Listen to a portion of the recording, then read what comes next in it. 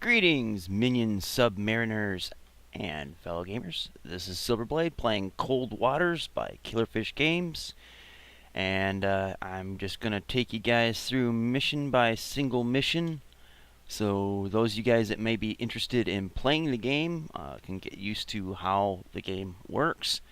Just to give you guys a little background, this game is a submarine simulator that really got its inspiration from Tom Clancy's Red Storm Rising.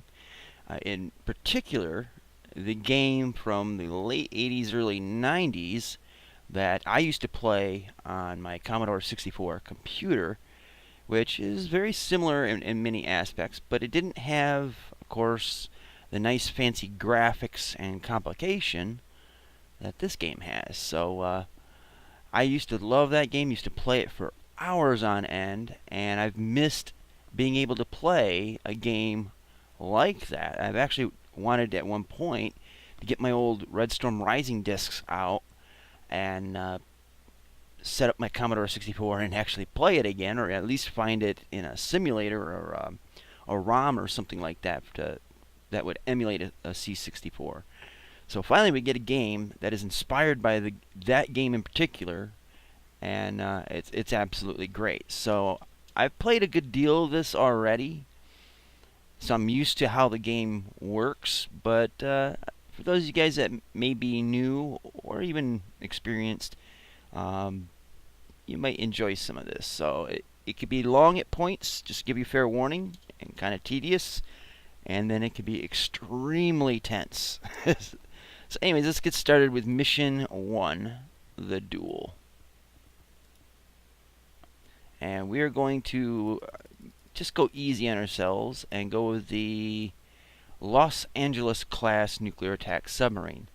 Now, one thing to note that the game developers had mentioned up on Steam was that eventually they're going to have expanded missions and campaigns and even more vessels in the game. And I'm really looking forward to the Seawolf class submarine because, well, Los Angeles is pretty badass, but the Seawolf is the baddest of the badasses.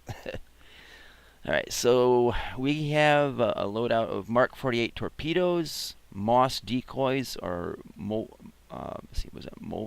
sub simulators, UGM 84 missiles or harpoons, Tomahawk anti-ship missiles, and Tomahawk land attack missiles. I think that's how it goes. Sensors, notes. In service since 1976, this class was the first to be designed from the outset with a towed array, and the first to return to the 30-plus knot speed of the skipjacks. Originally designed to screen carrier groups against Soviet submarines, they combine high speed with excellent digital sonar and fire control, and the most advanced quieting available, including anechoic coating, which is like a rubber coating. With the addition of Harpoon and Tomahawk missiles, these boats are as capable against enemy shipping as they are against submarines. Their only drawback is their large size. That makes them very expensive and less maneuverable and deep diving than the earlier Sturgeons. The thing about the towed array, if you're not aware, at the back end of the submarine there'll be like a long cable with a sonar sensor on it, so it can kind of trail behind it and be able to sense other submarines or other ships. And I can go into a little more detail about that once we get into the once we get into the game. So we'll start. Effective immediately, you are hereby assigned command of Los Angeles class submarine USS Buffalo SSN 715. Let's get to it. So this is a duel, so I believe it's just a one-on-one match with a submarine. We have a new sonar contact bearing 285, designate Sierra 1. Our depth is 381 feet. Heading 289, so pretty much dead ahead of us. Our speed is at 5 knots. Local conditions: scattered moderate breeze, very weak surface duct, very weak thermal layer at 137 feet. So what we'll do is we'll go to the status report and we will select our loadouts. So because it's a duel, and I believe it's just against another submarine, we're not going to need the tomahawk or the harpoon missiles, because harpoons only work on the surface, and we'll just stock up on the Mark 48s. So we're all set there. We'll close to 25,000. Let's see, yeah, 25K yards. All right, so here's our glorious submarine. Actually, let me turn the volume down.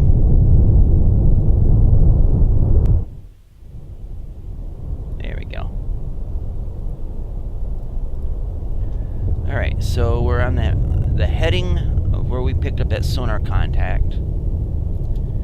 So what we'll do is we'll check out the conditions. So right there, the duct, if you're not aware, is you got the surface up here, and then there's a layer, and usually this is this layer is determined by either the salinity of the water or by the temperature of the water. Certain conditions where, say, the water is warm, sound will travel farther in than in really dense water, which is cold, or maybe it's the other way around, I forget which. So if my sub is above 137 feet, any active sonar, which is, if you've seen submarine films, you'll hear that pinging sound. Con sonar Sierra 1 is classified as submerged submarine. Alright, we got a Victor 3 here. But the sound waves will ricochet from the surface to the top of the layer. The same thing goes underneath. Sound waves will ricochet off the bottom and up to the layer and back down again. So it's kind of like a barrier between the surface and down below. And sometimes you won't have a layer. Now, because the layer is weak, you'll be able to detect above or below it a little bit, but you have to get in close. So right here we have a Victor 3. He's right over here. So we are going to hit H and set our heading for just ahead of him. Come left to 250, helm I. Now right there we just heard an active sonar ping. And based on this information here, this is how well I can detect him. This is how poorly, actually right now, he can detect me. He can't, if it's in the negatives. He might barely get me on active. But at the same time, he's not moving really fast. He's only going about 12 knots. I'm at, let's see, if I go Shift S. Rig ship for ultra quiet. Now my boat is ultra quiet. I believe that means that all hands on board the ship are going to be very, very careful about banging things around, or walking, or anything like that. So I am essentially a ninja. And there he is right ahead of us. He's going deep. Let's see, he's already at about 550, 600 feet. So we'll match him. Con, helm, steady course. Make depth 600 feet, dive by. Alright, so we're just going to come up behind him, because if we're behind him, he can't sense us. At least not well, because his propellers are going to make noise in the water that will mess with his, well, he's launching something. Okay, I believe I just got detected. He just launched a missile that has a torpedo mounted on the tip. So we are going to hit, we got this target, or this torpedo selected. We're going to hit space, set the range and bearing, and Shoot 2-1, aye sir. right click to release, and then we're going to turn the rudder 30 degrees to the right, and we're going to set the dive planes down. We're going to fire control, we've lost the wire. increase speed to 20 knots. Turns for 20 knots. Maneuvering on. We have a torpedo in the water of ours, and theirs is over there searching, so we're going to change our bearing. Passing 700 feet. Con, maneuvering, making turns for 2-0. Make depth 600 feet. Dive I. There we go. Gotta level out, and we will come to the side of them here.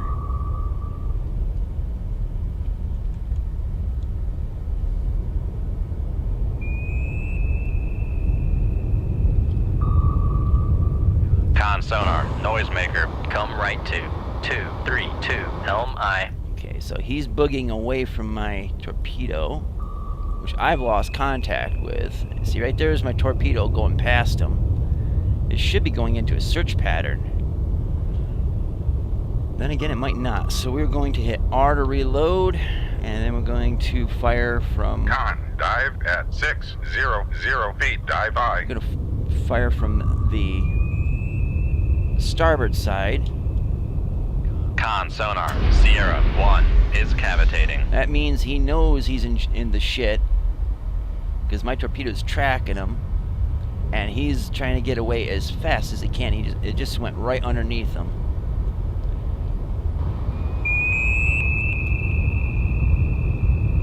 Con, torpedo room, tube 1 ready. Oh, he is in deep dookie now. It just went under him, so he's dodging. He ain't gonna get away from that second one. If he gets away from the first, that ain't no thing. It's that second one that's gonna get him.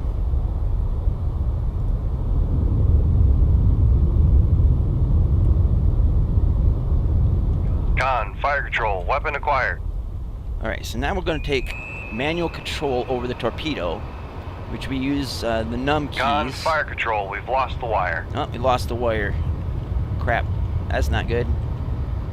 But it's got active track on him. Right, had active Con track. sonar, torpedo in the water, bearing 288.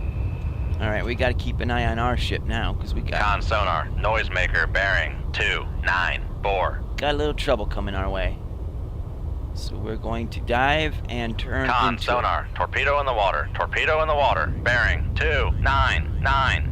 Shift D to drop a Fire noisemaker. control, weapon countermeasure homing. Passing 700 feet. Con, torpedo room, tube 3 ready. Gonna speed Make up. turns for 26 knots. Maneuvering I.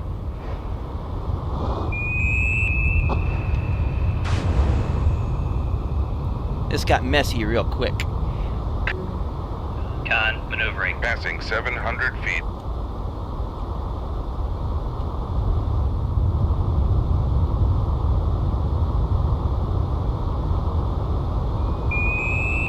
Con, knuckle formed. Con sonar, regained contact on Sierra 1, bearing 230. Where did that little bugger go? Okay, so he's over there somewhere. And above. So we will rise to 300 feet. Make depth 300 feet. Dive I. Con, knuckle formed. Now, Con there we go. sonar, lost contact. We got him. Sierra 1, last bearing 225. Contact breaking up. Alright. Sweet, we got him. Wasn't that hard. This mission really isn't all that hard. But, maybe I spoke too soon? Con, knuckle Woo! formed. Passing 500 feet. Alright, we're getting up and out.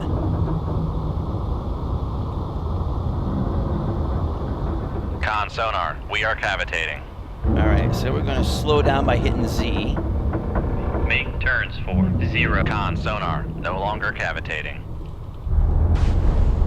Rig ship for ultra quiet. Now, one thing I do have a problem with this game is the controls are a little bit troublesome in a way.